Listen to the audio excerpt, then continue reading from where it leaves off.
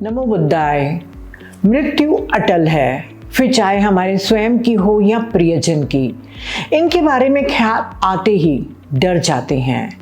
जीवन से छूट जाने का भय या प्रियजनों के साथ प्रेम खो जाने का भय। हम जीवन में किसी न किसी रूप में हानि, जुदाई और मृत्यु का सामना करते हैं। लेकिन प्रश्न यह है कि क्या हम उस सत्य को समझते हैं या केवल उससे टूट जाते हैं। हम चाहते हैं कि हमारे जीवित रहते हमारे प्रियजन हमारे जीवन से न चले जाएं। प्रेम की डोर जितनी मजबूत होती है, उनको खोने का डर भी उतना ही बेचैन कर देता है। तो आज इसी विषय पर एक अत्यंत गहन और जीवन को भीतर से बदल देने वाली कथा पर चिंतन करेंगे। उराग जातक कथा ये केवल एक कहानी नहीं है, बल्कि मृत्यु, शोक और आसक्ति के बारे में बुद्ध की अत्यंत सूक्ष्म और गहरी शिक्षा है। उराग का अर्थ है सांप, और इस कथा में सांप केवल एक घटना नहीं, बल्कि जीवन की अनिश्चितता और मृत्यु की अनिवार्यता का प्रतीक बन जाता है। आज की इस यात्रा में हम जानेंगे कि कैसे एक साधारण सा परिवार मृत्यु के सबसे बड़े आघात के सामने भी अडिग और शांत बना रहा, और ये कैसे शिक्षा आज भी हमारे जीवन में उतनी ही प्रासंगिक है। तो चलिए बुद्ध के समय में सावती के जेतवन विहार से शुरू करते हैं। एक समय की बात है, भगवान बुद्ध सावती के जेतवन विहार में ठहरे हुए थे। ये विहार अनाथ पिंडिका द्वारा बनाया गया था और बुद्ध को दान में दिया गया था। सावती बुद्ध का सबसे प्रिय निवास स्थान था।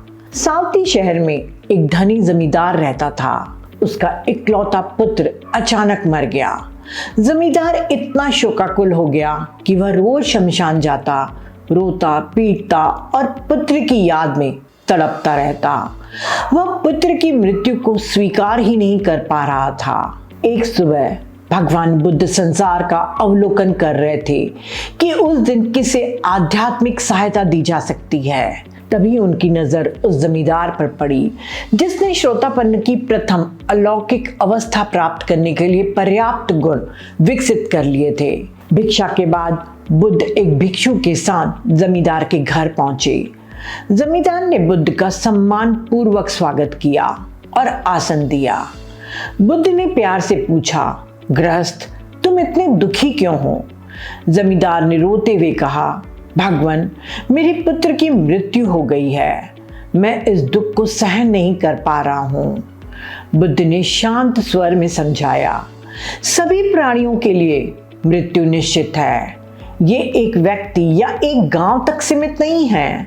असंख्य लोकों में, तीनों लोकों यानी कामलोक, रूपलोक और अरूप लोक में हर जगह मृत्यु व्याप्त है। कोई भी अमर नहीं है। इसीलिए शोक करने की बजाय चिंतन करो। जो मृत्यु के अधीन है वह मर गया, जो विनाश के अधीन है वह नष्ट हो गया। प्राचीन काल के ज्ञानी पुरुष पुत्र की मृत्यु पर भी शोक नहीं करते थे। वे मृत्यु पर ध्यान लगाकर यही सोचते थे। जमींदार ने अनुरोध किया, भगवान कृपया मुझे कोई उदाहरण दीजिए। तब बुद्ध ने अतीत की यह सुंदर जातक कथा सुनाई। बहुत समय पहले बनारस में राजा ब्रह्मदत्त का शासन था। बुद्ध के पूर्व जन्म जब वे बोधिसत्व थे, उनका जन्म बनारस के बाहर एक गांव में ब्राह्मण परिवार में हुआ। वे किसान थे और उनके परिवार में उनकी पत्नी, एक पुत्र और एक पुत्री थे। जब उनका पुत्र बड़ा हुआ तो उसने अपने ही समान प्रतिष्ठा वाले परिवार की एक युवती से विवाह किया और उनके घर में एक दासी भी थी। इस प्रकार उनके परिवार में 6 सदस्य थे। पिता बोधिसत्व, उनकी पत्नी, पुत्र, पुत्री, बहू और दासी। वे एक परिवार के रूप में सुखी और प्रेम पूर्वक जीवन व्यतीत कर रहे थे। ब्राह्मण अपने परिवार के 5 सदस्यों को निरंतर दान देने, त्योहारों का पालन करने, नैतिकता का अभ्यास करने और मृत्यु के प्रति सजग रहने की सलाह देते थे कि हम जैसे सभी प्राणियों के लिए मृत्यु निश्चित है। जीवन अनिश्चित है। सभी वस्तुएं क्षणभंगुर और क्षय के अधीन हैं। इसीलिए दिन रात अपने आचरण में सजग रहो। उनके परिवार ने उनकी सलाह को सहर्ष स्वीकार किया और मृत्यु के प्रति सजग रहने का अभ्यास करते हुए लगन से जीवन व्यतीत किया। एक दिन ब्राह्मण अपने पुत्र के साथ खेत जोतने गए। जब उनके पुत्र ने खेत में पड़ा कूड़ा करकट इकट्ठा करके उसमें आग लगाई तो आग का धुआं पास ही के एक दीमक की मान में छिपे एक सांप की आंखों में चुभ गया। सांप क्रोधित होकर दीमक की मान से बाहर निकला और पुत्र को काट लिया, जिससे पुत्र तुरंत मर गया। जब ब्राह्मण ने अपने पुत्र को गिरते देखा तो वह देखने आए और पाया कि उनका पुत्र मर चुका है। उन्होंने पुत्र के शरीर को उठाया, एक पेड़ के नीचे रखा और उसे कपड़े से ढक दिया। उन्होंने अपने पुत्र की मृत्यु पर न रोया और न ही शोक मनाया। उन्होंने बस मनन किया, जो मृत्यु के अधीन है वह मर गया, जो विनाश के अधीन है वह नष्ट हो गया। सभी बद्ध अस्तित्व क्षणभंगुर और मृत्यु के अधीन है। इस प्रकार सभी चीजों के क्षणभंगुर स्वभाव पर विचार करते हुए उन्होंने खेत जोतना जारी रखा। जब उन्होंने अपने खेत के पास से गुजरते हुए एक पड़ोसी को देखा तो उन्होंने पड़ोसी से पूछा कि क्या वह घर जा रहे हैं। जब पड़ोसी ने घर जाने की बात कही तो ब्राह्मण ने उससे अपनी पत्नी को संदेश देने का अनुरोध किया कि वह हमेशा की तरह 2 लोगों के लिए भोजन न लाए, बल्कि उस दिन केवल एक व्यक्ति के लिए लाए। सामान्य रिवाज था कि दासी खेत में भोजन लाती थी, लेकिन ब्राह्मण ने उन चारों से उस दिन स्वच्छ वस्त्र पहनकर और हाथों में इत्र और फूल लेकर आने को कहा। पड़ोसी संदेश ले जाने के लिए तैयार हो गया और जब उसने यह संदेश ब्राह्मण की पत्नी को दिया तो उसने पूछा कि यह संदेश किसने दिया है। पड़ोसी ने बताया कि यह संदेश उसके पति ने दिया है। तब उसकी पत्नी समझ गई कि उसके बेटे की मृत्यु हो गई है, लेकिन वह अपने बेटे की मृत्यु की खबर सुनकर जरा भी विचलित नहीं हुई। उसने बड़े संयम से परिवार के अन्य 3 सदस्यों के साथ खेत में भोजन लेकर गई। सभी ने सफेद वस्त्र पहने हुए थे और हाथों में इत्र और फूल लिए हुए थे। उनमें से किसी ने भी आंसू नहीं बहाए और न ही मृत्यु पर शोक व्यक्त किया। ब्राह्मण चुपचाप अपने पुत्र के पार्थिव शरीर के पास बैठकर भोजन करने लगा। भोजन के बाद परिवार के सदस्यों ने चिता बनाने के लिए लकड़ियां इकट्ठी की। फिर उन्होंने पार्थिव शरीर को उठाकर चिता पर रखा और देवताओं को सुगंध और फूल अर्पित करके चिता को प्रज्वलित कर दिया। परिवार के किसी भी सदस्य ने एक भी आंसू नहीं बहाए और सभी मृत्यु पर चिंतन करते रहे। कहा जाता है कि उनके सद्गुण और परिश्रम के कारण सक्का यानी देवताओं के राजा इंद्र का सिंहासन गर्म हो गया। जब उन्होंने यह जानने का प्रयास किया कि उनका सिंहासन किस कारण से गर्म हो रहा है तो उन्हें पता चला कि यह किसान परिवार के सदस्यों के शुद्ध सद्गुण और परिश्रम के कारण था। वे इतने प्रसन्न हुए कि उन्होंने उनके घर को 7 रत्नों से भर देने की कामना की। मानव वेश धारण करके सक्का उस क्षेत्र में गए जहां चिता जल रही थी और अग्नि के निकट खड़े हो गए। बौद्ध शिक्षाओं में सक्का को देवताओं का राजा बताया गया है और कहा जाता है कि वे तावतीस नामक स्वर्ग में निवास करते हैं, जो 33 देवताओं का स्वर्ग है। सक्का ने ब्राह्मण से पूछा, तुम क्या कर रहे हो? ब्राह्मण ने कहा, हम एक आदमी का शव जला रहे हैं मेरे स्वामी। सक्का ने कहा, मुझे नहीं लगता कि तुम किसी मनुष्य का शव जला रहे हो। मुझे लगता है कि तुम किसी जानवर का मांस भून रहे हो जिसे तुमने मारा है। ब्राह्मण कहते हैं, नहीं मेरे स्वामी, हम केवल एक मनुष्य के शरीर को जला रहे हैं। फिर सक्का कहते हैं, तो फिर यह जरूर आपका दुश्मन रहा होगा। ब्राह्मण कहते हैं, कोई शत्रु नहीं, यह तो मेरा अपना पुत्र है महाराज। सक्का कहते हैं, तो फिर शायद वह आपके लिए प्रिय पुत्र नहीं रहा होगा। ब्राह्मण कहते हैं, वह मेरा प्रिय पुत्र था। फिर सक्का पूछते हैं कि फिर तुम रोते क्यों नहीं हो? तब ब्राह्मण ने अपने इकलौते बेटे की मृत्यु पर शोक न मनाने का कारण बताते हुए कहा, जब मनुष्य अपने नश्वर शरीर को त्याग देता है, जैसे सांप अपनी पुरानी केचुली को उतार फेंकता है, तब किसी का शोक गीत मृत आत्मा की अस्थियों को स्पर्श नहीं कर सकता। फिर मुझे शोक क्यों करना चाहिए? उसने वही रास्ता चुना जो उसे तय करना था।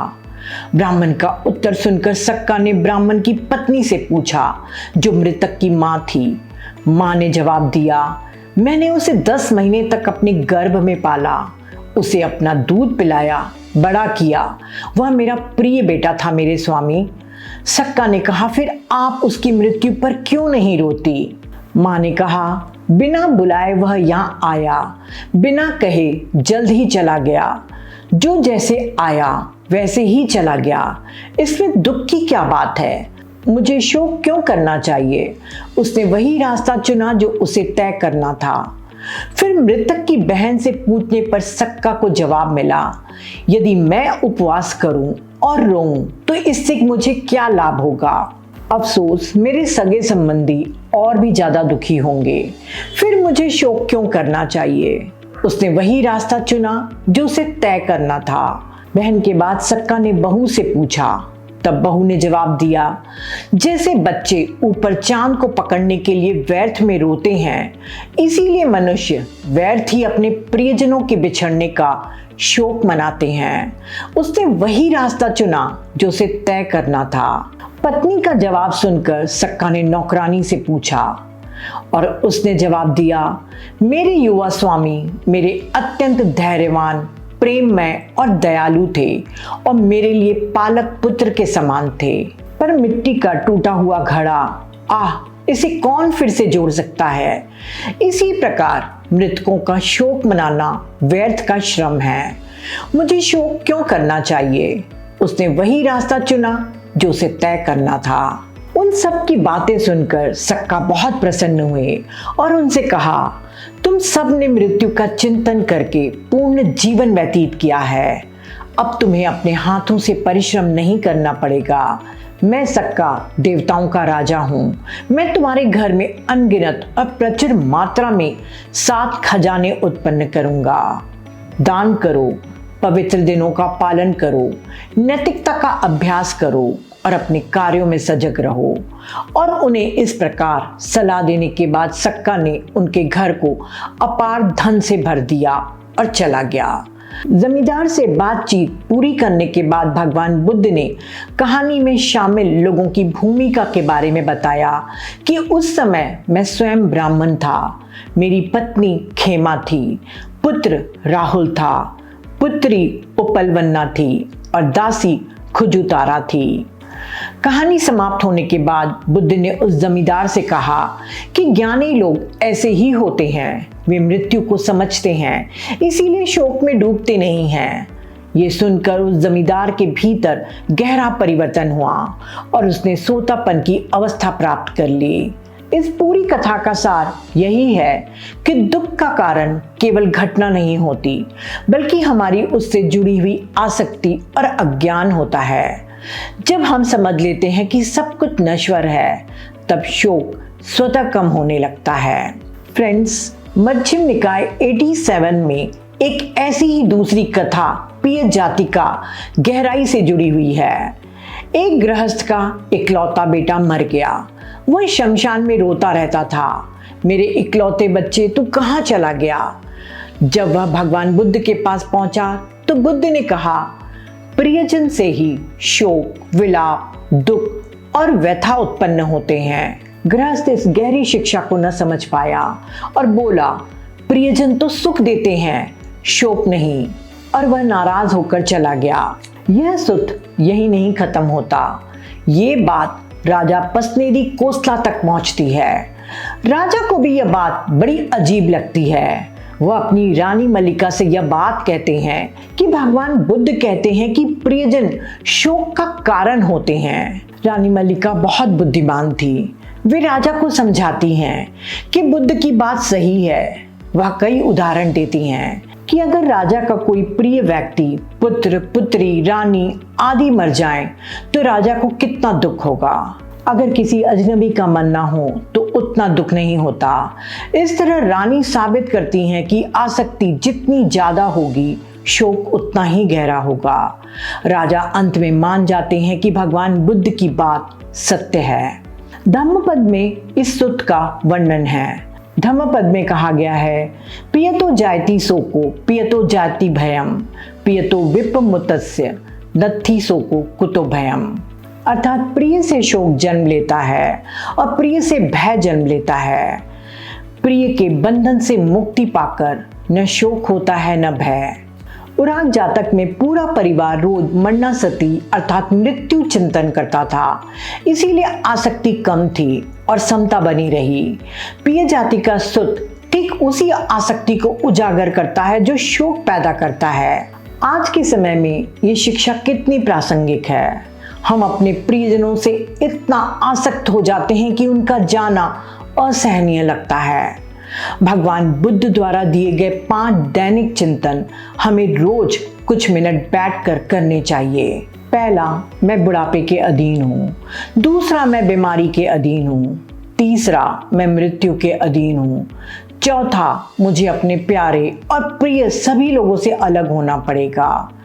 पांचवा, मैं अपने कर्म का स्वामी हूँ और कर्म का वारिस हूँ। ये 5 चिंतन बौद्ध परंपरा में बहुत महत्वपूर्ण हैं।